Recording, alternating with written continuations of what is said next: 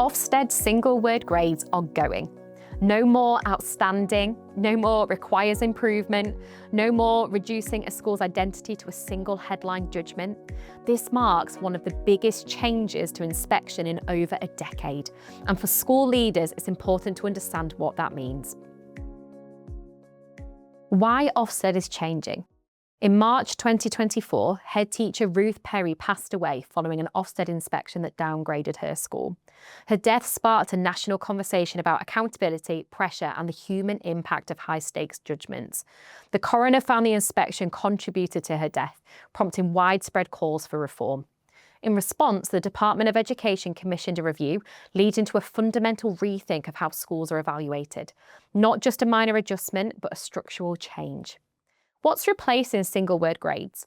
From September 2025, Ofsted will no longer give a single overall grade. Instead, reports will offer detailed written evaluations. It's a shift from a score to a fuller picture.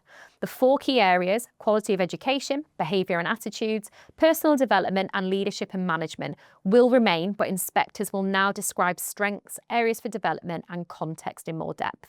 The aim is to give parents and communities a clearer understanding of what a school is really like day to day. New inspection report structure. Reports will begin with context, pupil demographics, local factors, and any recent changes.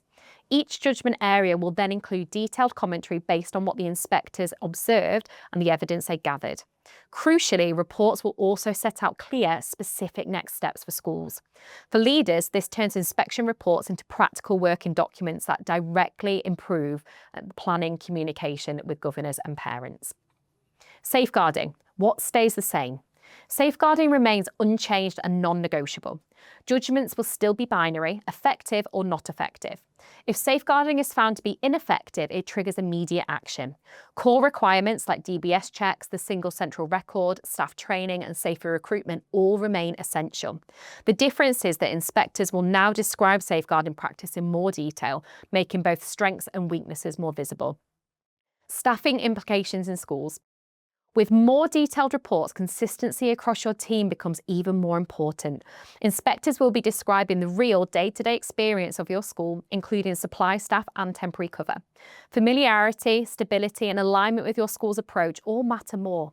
Specialist roles will also come into sharper focus. Strong SEND or pastoral provisions will be recognised, but gaps or overstretched roles will be just as visible. The key shift is this. It's no longer about chasing a grade, but about the story your school tells through its people and practice. How to prepare now? Start by reviewing staff stability. Are you relying heavily on supply? And if so, is it consistent? Do those staff understand your systems and expectations? Next, look at specialist provisions, SEND, pastoral and interventions, and whether these are sustainably resourced. Finally, consider working with partners who understand your school. At Milk Education, we focus on consistency and fit. So when you need support, you get people who already know your environment. Under the new framework, that continuity makes a real difference. If you're thinking about how to prepare for these changes, you can find out more via the link in the description or speak to our team directly.